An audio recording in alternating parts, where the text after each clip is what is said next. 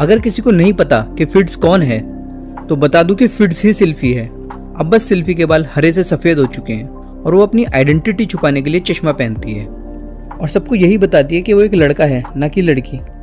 अगर आप और डिटेल में जानना चाहते हैं कि ये कैसे हुआ तो आप सीजन 2 का एपिसोड 0 देख सकते हैं। फिट्स रोज सुबह सुबह रनिंग करती है सिटी ऑफ मैजिक शरिया में, जिससे फिट्स को सिटी के रास्ते पता रहते हैं और साथ ही साथ वो अवेयर रहती है उसकी फिजिकल लिमिट्स को लेके। फिर फिट्स थक के रुक जाती है और सोचती है कि किसी ने भी मुझे इस तरीके की ट्रेनिंग के बारे में नहीं बताया, लेकिन मुझे लगता है अगर रूडियस मेरी जगह होता तो वो भी यही करता।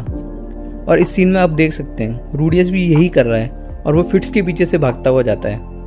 और मैजिक क्लासेस फिट्स को बहुत बोरिंग लगती हैं क्योंकि वो ज़्यादातर चीज़ें पहले ही रूडियस से सीख चुकी है। और प्रिंसेस एरियल और फिट्स सेम क्लास में हैं और फिट्स को प्रिंसेस एरियल पसंद है क्योंकि वो मेहनती है और इच्छुक है नई नई चीज़ें सीखने को लेकर। और फिट्स सोचती है क्या मुझे प्रिंसेस एरियल की अच्छी आदतें रूडियस के इन्फ्लुएंस की वजह से पसंद है।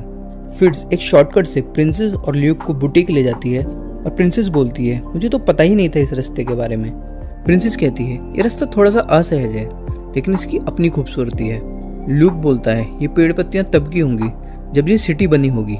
शरिया काफ़ी असुरक्षित है और इस पर कभी भी आक्रमण हो सकता है, इसलिए इन्होंने ऐसे मुश्किल रास्ते बनाए भूल भुलैया जैसे।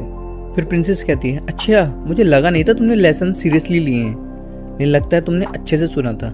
ल्यूक बोलता है मैं बस रिपीट कर रहा हूँ जो मुझे एक लड़की ने बताया था जिसे मैंने डेट भी किया था। फिर प्रिंसेस कहती है ज़्यादा आवारगर्दी भी मत करो, कहीं तुम्हें कोई चाकू मार दे। ल्यूक कहता है इसका कुछ नहीं कर सकते, आखिरकार मैं नोटोस वंश का हूँ। फिर सोचती है नोटोस वंश, रूडियस भी तो इसी वंश का है और वो भी लड़कियों को लेके पागल होगा, क्या पता वो भी शादी के बाद बाहर चक्कर चलाए।